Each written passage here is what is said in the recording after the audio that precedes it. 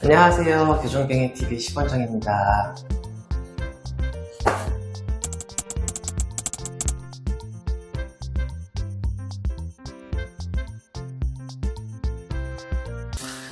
오늘 말씀드릴 내용은 교정의 역사에 대해서 한번 대략적인 거 설명드리려고 합니다.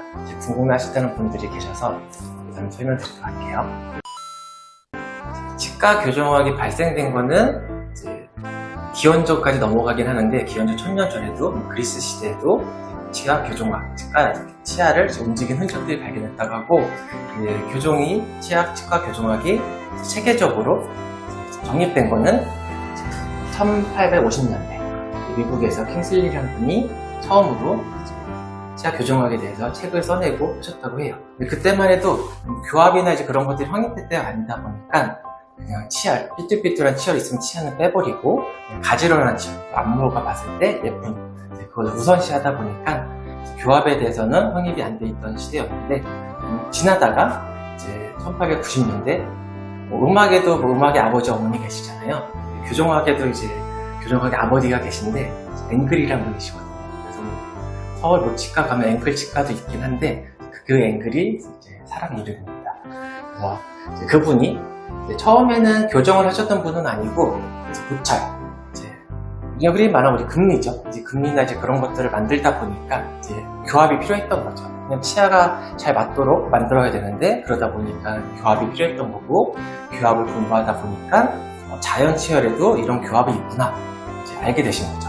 그래서 사설로 가끔씩 환자분도 오셔서 치과 보험에 대해서 물어보신 분들 계신데, 제가 사보험을 들었는데 거기서 보험이 든 게 있어서 앵글 2급, 3급이면 된다고 하시는데, 그 앵글도 이 앵글이에요. 이분이 앵글 1급, 2급, 3급을 만들어서 어금니 관계죠. 어금니가 앞으로 물릴 때 1급, 뒤로 물리면 그 앞으로 물렸을 때 2급, 3급을 만들어서 그 기준으로 보신다고 보시면 돼요. 그래서 그분은 대신 교합을 많이 공부하셨던 분이다 보니까 치열은 다 있어야 된다. 그래서 비발치, 치아를 빼지 않고 모든 치열이 악궁 안에서 잘 교합이 되도록 만들다 보니까 안무는 좀 신경을 안 썼어요.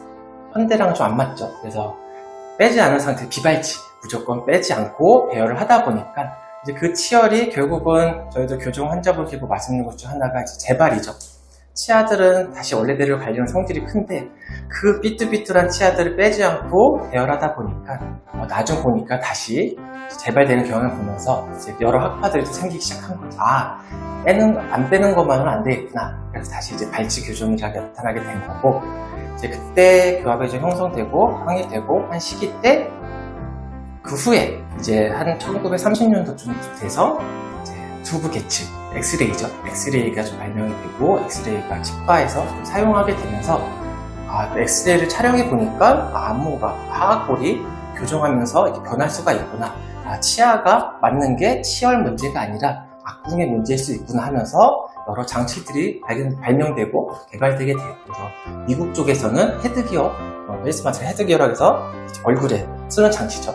치열을 구애력을 이용해서 뒤로 좀 미는 힘들이 많이 발달하는 장치를 발명하게 되고, 유럽 쪽에서는 아끼는 장치라고 해서 꼈다 뺐다 장치가 많이 사용하게 돼요. 근데 그게 또 꼭 그것뿐만이 아니라 유럽에서는 어떤 제약이 있어서 그런 것들을 좀 사용하게 되는데, 미국에서는 붙이는 장치, 치열을 완벽히 맞추기 위해서는 저희가 알고 있는 철도끼리죠. 철도끼를 깔고 치열 치아 하나를 맞추는, 교합을 맞추는 일반적인 DBS, 그런 장치들이 많이 개발되고 발명되고 발전해 갔는데, 유럽에서는 그때만 해도 지금처럼 인터넷이 없던 시기잖아요. 그러다 보니까 앵글이 이란 사람이 있는 이름들은 좀 모르고, 그분들 학파들이 어떤 장치들을 만들고 개발하고 사용한 것도 알 수가 없었어요. 근데 유럽에서도 분명히 교정에 대한 니즈가 있으니까 사용하게 됐는데, 미국과 달리 유럽은 아시는 것처럼 사회보장 제도가 그때부터 많이 발전을 했어요. 발전하다 보니까 전문의보다는 일반적인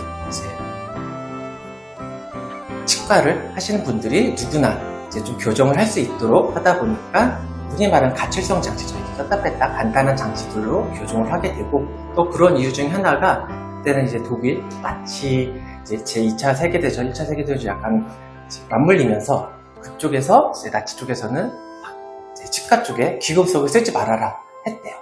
근데 예전에는 이제 지금처럼 장치가 많이 좋지 않다 보니까 치아를 움직이기 위해서는 귀금속이 많이 필요했어요. 귀금속을 이용해서 좀 치아들을 움직이는 장치들을 많이 만들었었는데 이제 그런 것들을 행하지 못하다 보니까 꼈다 뺐다 장치, 이제 그런 장치로 교정을 하게 된 거죠.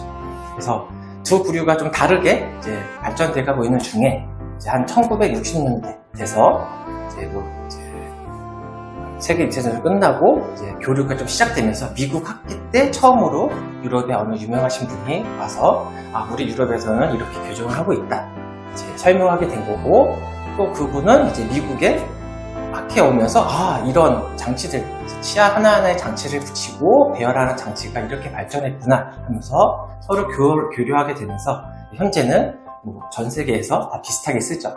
붙이는 장치도 쓰고 꼈다 뺐다 장치도 쓰고, 우리나라도 이제 그렇게 여러 개 쓰게 되니까 그럼 실제적으로 이제 연도로 보게 되면은 이제 실제적으로 사용하게 된 기간을 봤을 때는 이제 교정 기간이 이렇게 길진 않죠.